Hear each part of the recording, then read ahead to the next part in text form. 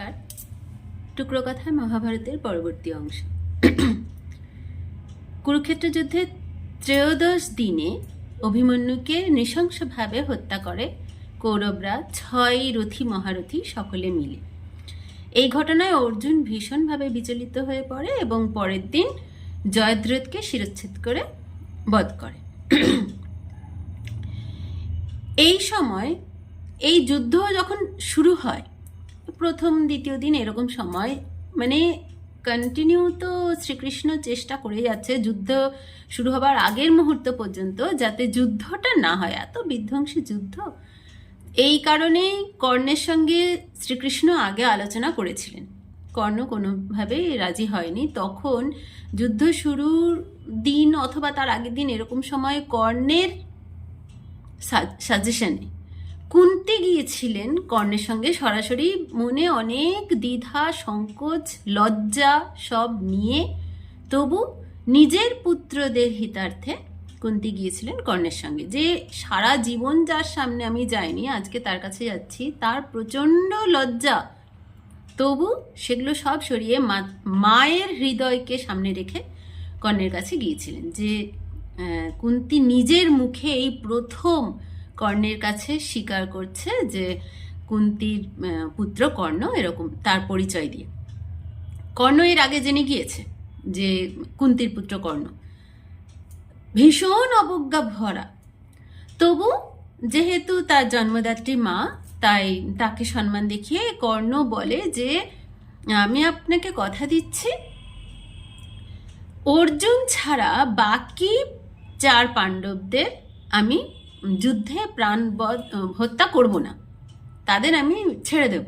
মানে যুদ্ধ হয়তো করবে কিন্তু তাদের প্রাণ নেবে না, কিন্তু অর্জুনের না। কারণ কর্ণর ছোট থেকে টার্গেট একটাই, অর্জুনের থেকে জিততে হবে। তার জীবনের উদ্দেশ্যই একটাই, লক্ষ্য একমাত্র, অর্জুনের থেকে তাকে শ্রেষ্ঠত্ব প্রমাণ করতে হবে। এই জন্য কর্ণ যা কিছু করার সব করতে পারে। এবার কুন্তি খুব ভারাক্রান্ত মনে চলে আসে।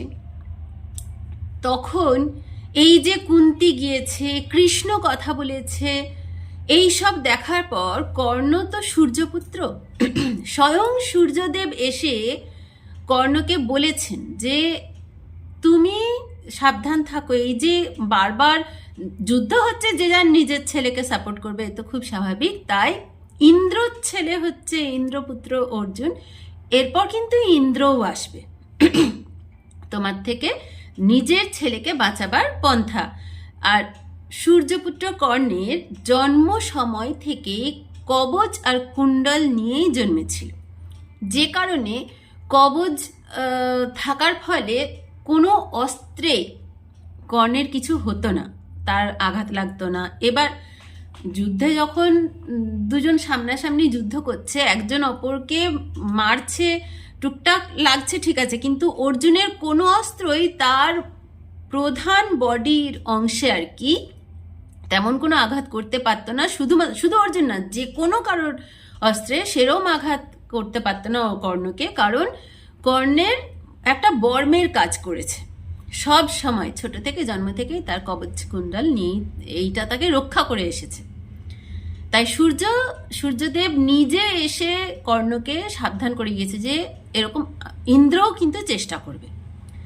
ঠিক যেই দিন ইন্দ্র আসবে তার আগের দিন এসে সূর্যদেব তাকে কর্ণকে বলে গিয়েছে। আর কর্ণের একটা স্বভাব ছিল প্রত্যেক দিন সকালবেলা স্নান করে যা হোক কিছু দান করতে, মানে ব্রাহ্মণ, দরিদ্র ব্রাহ্মণ যারা আসতেন, এবার যা যাজ্ঞাচারীরা যা চাইতেন, কি আর চাইবেন সামান্য, সেটা কর্ণ কখনো ফেরাতেন না।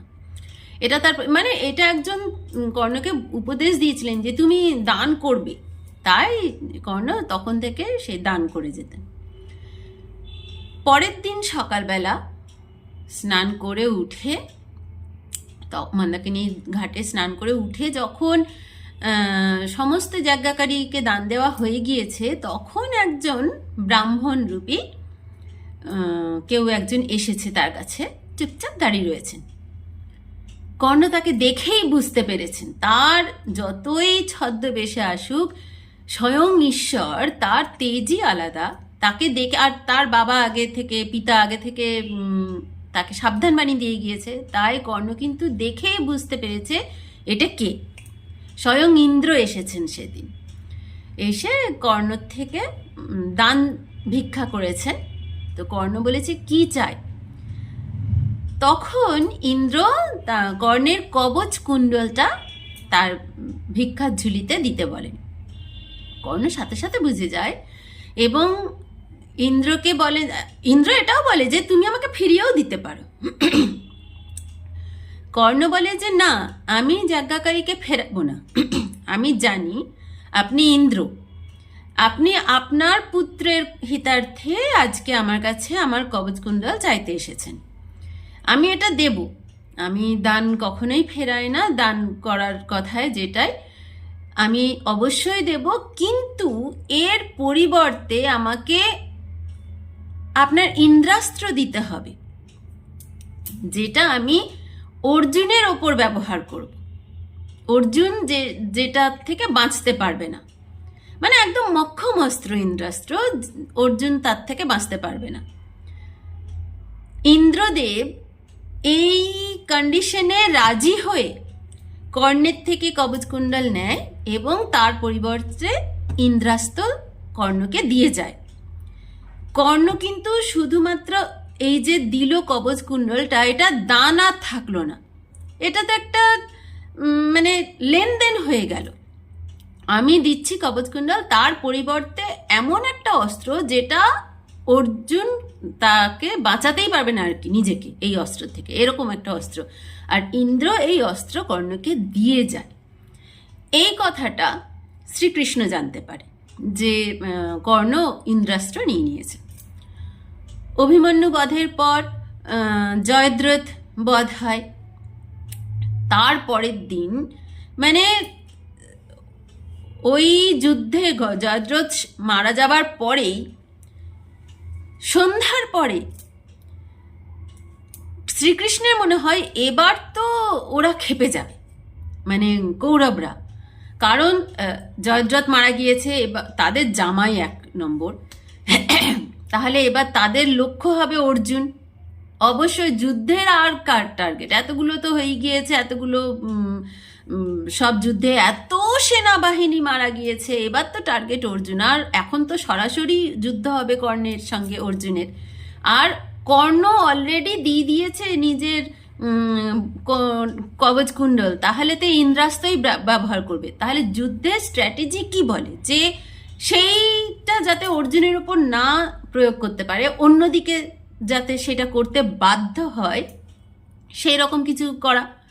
তখন শ্রীকৃষ্ণ ভীমের ছেলে ঘটোৎকচকে, যে কিনা হিড়িম্বার পুত্র, মানে একজন রাক্ষসীর পুত্র, তার সেরকমই রাক্ষস বৃত্তির কিছু গুণাবলী তার রয়েছে, তার বিশাল শরীর হয়ে যায় এরকম, তাই ঘটোৎকচকে বলে আক্রমণ করতে, আর একদম তছনছ করে দেয় কৌরবদের সেনাবাহিনীর, মানে ছিন্ন ভিন্ন অবস্থা একেবারে। ঘটোৎকচের আক্রমণে কেউ বাঁচতে পারছে না।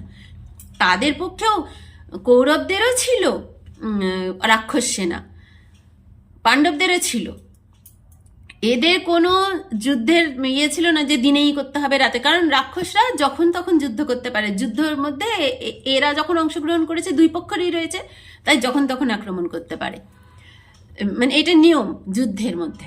তো ঘটোৎকচ যখন এমন রূপ ধারণ করেছে, তখন পাণ্ডবরা তো জানে যে ঘটোৎকচকে পাঠানো হয়েছে, কৌরবরা মানে প্রথমে বুঝতেই পারছে না যে কি হচ্ছে। তারপর দেখছে ভীমপুত্র ঘটোৎকচ এরকম বিধ্বংসী হয়ে গিয়েছে।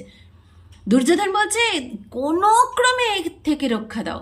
কর্ণ কিছুতেই ইউজ করতে নারাজ তার ইন্দ্রাস্ত্র, কিন্তু যদি সমস্ত সেনা মরে যায়, সমস্ত কৌরব মরে যায়, তাহলে আর যুদ্ধ কার সঙ্গে হবে, আর জিতবে কার থেকে? তাই আগে তো বাঁচি, তারপর তো পরের দিন ওর যে তুমি তো এত বীর, কর্ণকে বলছে তুমি তো এত বীর, ওই একটা অস্ত্র নাই বা থাকলো, ওই অস্ত্র প্রয়োগ করে একে ক্ষান্ত করো। তখন কর্ণ বাধ্য হয় ঘটোৎকচের ওপর ওই ইন্দ্রাস্ত্র প্রয়োগ করতে। তাহলে যুদ্ধে এটা তো হতেই পারে, যুদ্ধের স্ট্র্যাটেজি যে তার যে শক্তিশালী শেলটা এমন জায়গায় ব্যবহার করে দেবে যেটা মেন নয় এরকম। আর কর্ণই বা এত বীর শুধুমাত্র একটা অস্ত্রের উপর ভরসা করে রয়েছে কেন? তার এত ক্ষমতা রয়েছে, এত ভালো রথী মহারথীদের মধ্যে সব থেকে শ্রেষ্ঠ কর্ণ, তাহলে কেনই বা একটা ইন্দ্রাস্ত্রের জন্য অপেক্ষা করে রয়েছে? যাই হোক, সেদিন ঘটোৎকচেরও বধ হয়। এবার পাণ্ডবরা যেরকম ভেঙে পড়েছে, তাদের একের পর এক সন্তানদের মৃত্যু হচ্ছে। কৌরবরাও তখন কিন্তু ভালো মতো সাবধান হয়ে গেছে যে এবার তো ওরা খেপে যাবে। অভিমন্যু গিয়েছে, ঘটোৎকচ গিয়েছে। এর পরের দিন 15 দিনের দিন দ্রোণাচার্য কোনো রকম তুলনাহীনভাবে, তাকে কোনো কিছু দিয়ে ঠেকানো যাচ্ছে না এরকম যুদ্ধে ভীষণ যুদ্ধ করছে দ্রোণাচার্য। হাজারে হাজারে সেনাবাহিনী একা হাতে দমন করে যাচ্ছে। লাস্টে শ্রীকৃষ্ণ বলছে অর্জুনকে যে দ্রোণাচার্য যদি অস্ত্র ত্যাগ না করে তাহলে আমরা আর পাণ্ডবদের বাঁচাতে পারবো না, আর এক নিমেষও দেরি করা যাবে না। এবার দ্রোণাচার্য কিসের জন্য তার অস্ত্র ত্যাগ করবে? সরাসরি তার সঙ্গে পারা যাচ্ছে না। তাহলে যখন সরাসরি যুদ্ধে আঘাত হেনে পারা যায় না, তখন মানসিকভাবে ভাঙতে হবে। মানসিকভাবে দ্রোণাচার্যকে কিভাবে ভাঙা যাবে? তার সব থেকে প্রিয়, জীবনের সব থেকে প্রিয় তার পুত্র অশ্বত্থামা, তার জন্য কি কি করেছে দ্রোণাচার্য। তাহলে তাকে যদি ওই অশ্বত্থামার পতনের কথা বলি, তাহলেই একমাত্র দ্রোণাচার্য ভেঙে পড়বে। এটা কিভাবে হবে? তখন তারা বলে যে অশ্বত্থামাও অজেয়, মানে তার তো মণি রয়েছে কপালে, এত ভালো যোদ্ধা অশ্বত্থামা। তো আর যুদ্ধক্ষেত্রে কে কোন দিকে কোথায় কার সঙ্গে লড়ছে, এক জায়গায় বা কিভাবে আনে? সাথে সাথে নিজেদের মধ্যে একটা আলাপ আলোচনা করে ঠিক করে শ্রীকৃষ্ণ যে মালব রাজা ইন্দ্রবর্মার একটা হাতি ছিল, তার নাম অশ্বত্থামা। তো ভীমকে বলছে যে তুমি ওই ওই অশ্বত্থামা হাতিকেই বধ করো, মারো। সেও সেদিন খুব খেপে গিয়েছে, পাগলের মতো হাতি সব সেনাদের পিছে পিছে মারছে। তো ভীম ওই মালব রাজার ইন্দ্রবর্মার অশ্বত্থামা নামক হাতিটাকে বধ করে। এই কথা দ্রোণাচার্যকে এসে খবর দেয়, সেনা মারফত ভীমই এসে খবর দেয় যে অশ্বত্থামাকে ভীম বধ করেছে। এবার অশ্বত্থামাকে ভীম বধ করেছে শুনে দ্রোণাচার্য তো প্রথমে তো একদম শকড, এ কি করে সম্ভব, হতেই পারে না, অশ্বত্থামা অমর। তারপরে মানে দ্রোণাচার্য পাণ্ডবদের বিপক্ষে লড়ছে, কিন্তু এদের গুণগুলো সব জানে। তখন যুধিষ্ঠিরকে জিজ্ঞাসা করে, আর এটা আগে থেকে কৃষ্ণ জানে যে যেহেতু যুধিষ্ঠির সব সময় সত্যি কথা বলে, দ্রোণাচার্য কিন্তু যুধিষ্ঠিরের কথাই শুনে বিশ্বাস করবে, অন্য কারোর কথা নয়। আমরা মিথ্যা কথা বলতে পারি এরকম বলতে পারে। তাই যুধিষ্ঠিরকে বলেছে যে তুমি বলবে অশ্বত্থামাকে ভীম মেরেছে। যুধিষ্ঠির কিছুতেই রাজি নয়, বলছে যে আমি তো সারা জীবন সত্য কথা বলবো বলেছি। কৃষ্ণ তখন ব্যাখ্যা করে বোঝাচ্ছে যুধিষ্ঠিরকে যে সত্য কথা বলা ধর্মের কাজ, কিন্তু ধর্ম কাকে বলে? ধারণে ধরিয়েতি ধর্ম, মানে যে ধারণ করে রাখে। যেই সত্য কথা বললে এই ধারণটাই ধ্বংস হয়ে যাবে, তাহলে সেটা ধর্ম কি করে হয়? শ্রীকৃষ্ণ ইন্দ্রধুম্ন নামে এক রাজার গল্প যুধিষ্ঠিরকে শোনাচ্ছে, যে একজন ঋষি ছিলেন, তিনি চিরকাল মৌন থাকার মানে ব্রত নিয়েছিলেন। মৌন থাকবেন আর সত্যই বলবেন, কখনোই মিথ্যে বলবেন না, যাও বা মানে মিথ্যের স্বাদ দেবেন না, এরকম। তো তিনি একবার ধ্যানে বসেছেন, মানে নিজের পূজা অর্চনায় বসেছেন। তখন একদল লোক, নিরীহ একদম দুর্বল মানুষ, দৌড়ে দৌড়ে এসে বলছে যে ঋষিকে করজোড়ে বলছে যে আমরা এখানে লুকোচ্ছি, আমাদের পিছনে কিছু দস্যু আসছে, আপনি তাদেরকে বলবেন না আমরা এখানে লুকিয়েছি। বলে মানে ঋষিকে কিছু বলার সুযোগ না দিয়ে তারা ওখানে গিয়ে লুকিয়ে পড়ে আশ্রমে। সাথে সাথেই পিছনে সেই দস্যুর দল এসছে, এসে তারা জিজ্ঞেস করছে যে এখানে কি একদল এরকম লোক এসেছে। ঋষি জানে যে এই লোকগুলো নির্দোষ, এদের আমি যদি হ্যাঁ বলি তাহলে এদের প্রাণ যাবে অকারণে একদল দস্যুর হাতে, আর আমি যদি না বলি তাহলে আমার জীবনের ব্রতটা ভেঙে যাবে যে আমি মিথ্যে কথা বললাম আজকে। তাই তিনি তাদের সাই দিয়ে দস্যুদেরকে সত্যিই বলে দিয়েছে যে এখানে লুকিয়ে আছে। তো এই যে কাজটা হলো, এই জন্য তাকে পরবর্তীকালে আর কি শাস্তি পেতে হয়েছে। তিনি জিজ্ঞেস করছেন যে কেন আমাকে শাস্তি দেওয়া হলো, তখন বলছে যে তুমি ওই দিন সত্যি কথা বলে পাপ করেছি, তাহলে কখন কোন পরিস্থিতিতে আমি মিথ্যে কথা বলছি সেটা, মানে মিথ্যে কথা বললে আমি সবাই মিলে সবসময় মিথ্যে কথা বলে যাচ্ছি, এটা কখনোই ধর্মের কাজ নয়। যেই মিথ্যেটা বললে তোমার এই ধর্মকে বাঁচানো যাবে তখন সেটা ধর্ম। যুধিষ্ঠিরকে এতটা ভেঙে বলছে, তারপরেও যুধিষ্ঠিরের মনে সংশয় থাকায় শ্রীকৃষ্ণ তাকে বলছে ঠিক আছে তুমি অশ্বত্থামাকে মেরেছে এটা বলে বাকি অংশটা একটু পরে বলো। এবারে যখন দ্রোণাচার্য যুধিষ্ঠিরকে জিজ্ঞাসা করছে, যুধিষ্ঠির বলছে হ্যাঁ অশ্বত্থামাকে মেরেছে, কিন্তু এটা একটা হাতি যখন বলছে, একটু থেমে বলতে বলেছে আস্তে, কিন্তু যখন এইটা যুধিষ্ঠির বলছে তখন তো সাথে সাথে ওই সমস্ত পাণ্ডব সেনা মিলে শ্রীকৃষ্ণ সকলে মিলে শঙ্খনাদ শুরু করেছে, যেটাতে আর দ্রোণাচার্য যুধিষ্ঠিরের ওইটুকুনি কথা শুনে এমন ভেঙে পড়েছে যে তারপরে একটু থেমে যে বাকি অংশটা বলছে সেটা শোনা তার পরিস্থিতিই নেই মানসিক।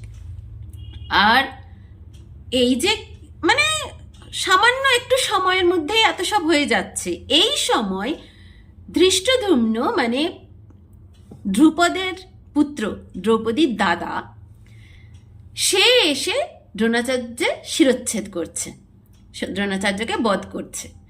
সেও আশীর্বাদ প্রাপ্ত ছিল, মানে দ্রোণাচার্য নিজে আশীর্বাদ দিয়েছিলেন যে ধৃষ্টদ্যুম্ন দ্রোণাচার্যকে বধ করতে পারবে।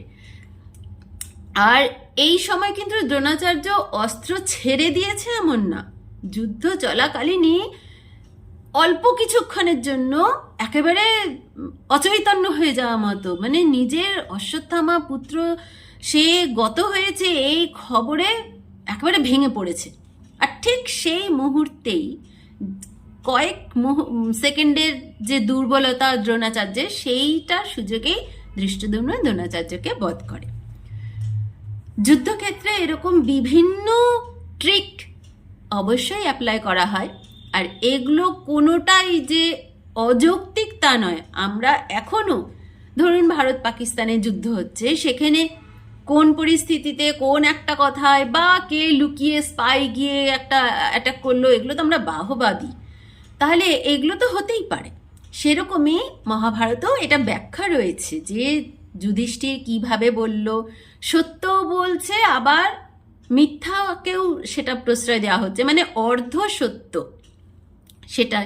এটা মানে এইটাকে এতবার করে বলার কারণ হচ্ছে যুধিষ্ঠির সবসময় সত্য বলে, অথচ এই একটা জীবনে একটা মিথ্যে বলছে বলে আমরা এত যুগ বাদেও তার নামে এত বলি, কিন্তু তাকে এটা কেন বলতে বাধ্য করা হলো? আর সে পুরোটা বলেছে তবু।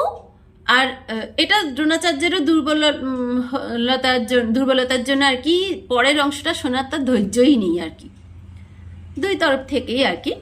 যাই হোক, দ্রোণাচার্যের নিধন হয় যুদ্ধের 15তম দিনে। এর পরের দিন 16 দিনের দিন, সেদিন কর্ণকে সেনাপতি করা হয়। যুদ্ধ শুরুর প্রথম 10 দিন একা হাতে ভীষ্ম সামলেছিলেন। পাণ্ডবরা একেবারেই মানে দাঁড়াতে পারছিল না ভীষ্মের কাছে। ভীষ্মের পর দ্রোণাচার্য গেলেন। এইবার 16তম দিনে কর্ণ হলো সেনাপতি। এর পরের অংশ আবার পরের দিন। ধন্যবাদ।